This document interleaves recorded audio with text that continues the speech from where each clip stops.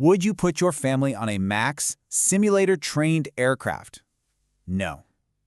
I wouldn't either. We're opening with a conversation. Two Boeing employees in an internal message thread in 2018. This conversation happened before the plane was approved to carry passengers, before Lion Air Flight 610, before Ethiopian Airlines Flight 302, before 346 people died. The men who built the plane wouldn't put their families on it. The passengers had no idea. Corporate concealment, the forensic history of the Boeing whistleblower warnings and systemic quality failures. We are looking directly into the investigation of the software the company kept hidden from regulators and the public. Section 1. The software and the secret. We start with the Maneuvering Characteristics Augmentation System, or MCAS, and exactly what Boeing concealed from the Federal Aviation Administration. In plain terms, MCAS was a background flight control system designed to automatically push an aircraft's nose down in certain conditions. Pilots were not told this software existed.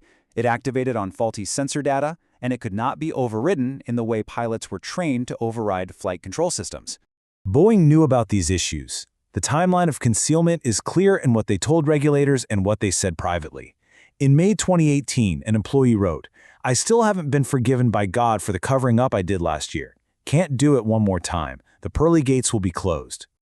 What happens when concealed software takes control of an aircraft using faulty data shortly after takeoff? Section 2. The two flights. This is the forensic analysis of the two 737 MAX crashes. Lion Air Flight 610, October 29, 2018, 13 minutes after takeoff. The investigation found MCAS-initiated repetitive automatic nose-down trim. The pilots fought the pitch and searched manuals, but could not overcome the system. 189 people were aboard. Ethiopian Airlines Flight 302, March 10, 2019. 6 minutes after takeoff. The investigation found MCAS-initiated 4 automatic nose-down trim commands. The pilots executed the stabilizer cutout, but failed manual trim. 157 people were aboard. 346.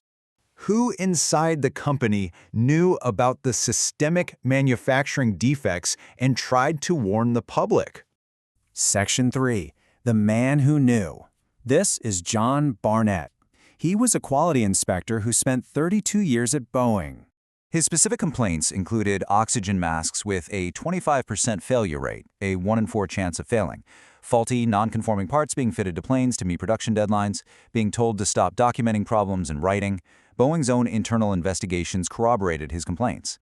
He did an interview with the BBC in 2019, and in his final TMZ interview in January 2024, he stated, "This is not a 737 problem, this is a Boeing problem." Barnett gave testimony in a retaliation lawsuit. On March 7, 2024, he attended day 1 of his deposition. March 8 was day 2, held in opulent law offices. Then came March 9. The attorneys were waiting. There were unanswered calls. A wellness check was sent to his hotel parking lot. John Barnett was found dead in his truck. He had a gunshot wound. He was 62. This is his attorney's statement verbatim. He was in very good spirits and really looking forward to putting this phase of his life behind him and moving on. We didn't see any indication he would take his own life. No one can believe it. Would Barnett be the only whistleblower to die during the legal proceedings? Section 4. The second death and the 10 who followed. Joshua Dean was a quality inspector. He testified that Boeing instructed workers to hide production defects. Joshua Dean checked into a hospital in April 2024. He died on May 1 of pneumonia and a stroke. He was 45. 10. Barnett and Dean died 2 months apart. That prompted more than 10 new whistleblowers to come forward. After 2 of their colleagues died, 10 new people decided to speak anyway. How would the federal justice system address the corporate actions that led to the deaths of 346 people? Section 5. The deal a judge rejected. In July 2024, Boeing entered a guilty plea. The fine was $243 million. The families of the 346 called it inadequate. They asked for $24 billion. A federal judge agreed. The fine did not reflect the crime and rejected it. Around the same time, Congress requested records for the door plug that blew off Alaska Airlines Flight 1282 at 16,000 feet in January 2024. Boeing stated it could not find them.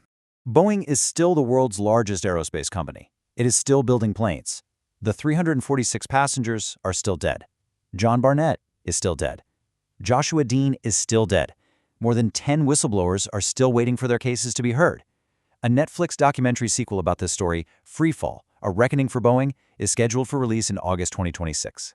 The collapse may tells you what to think about any of this. The internal messages already did that. Would you put your family on it? No, I wouldn't either.